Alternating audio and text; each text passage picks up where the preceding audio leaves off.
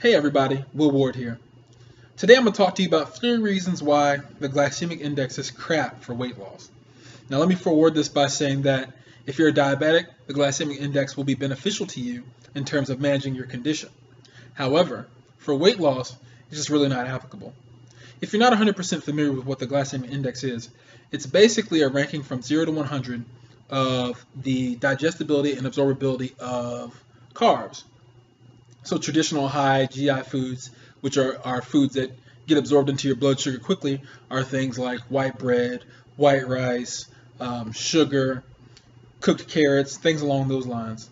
And then on the other end, when you have low GI foods, you talk about wheat bread or brown rice or whole wheat pasta, sweet potatoes, and then even lower down there is obviously like vegetables and that sort of thing because their carb levels are really low. Getting into reason number 1, when you talk about eating, you never really eat carbs by themselves. So if you're going to eat white rice and you eat it with steak and then you have some butter on that steak or some sort of fat source, you have some nuts or you have avocado, whatever.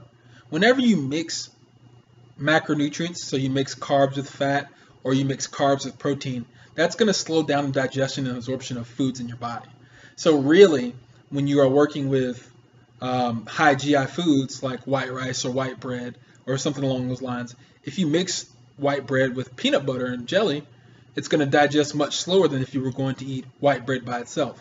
So you really don't see the same level of insulin spike and the same blood sugar spike. Reason number 2, when we talk about what really matters in the glycemic index, it's really the fiber content of the meals. So the fiber content of the carbohydrates is kind of what makes the glycemic index. When we talk about sweet potatoes, they're considered complex carbs, but they're considered complex carbs because mostly of the fiber content along with the starch itself. So white potatoes have a lesser complex carb, but they have similar amounts of fiber, so they're not as bad as you would say like white rice, which has absolutely no fiber, versus brown rice, which has a ton of fiber. So if you're eating meals with white rice, but you mix it with broccoli or asparagus or some other fibrous vegetable, then you're really getting no benefit from the low GI nature of the white rice, or excuse me, the high GI nature of the white rice, because the fiber in the broccoli or the fiber in the asparagus is going to make that food stay in your stomach a little longer.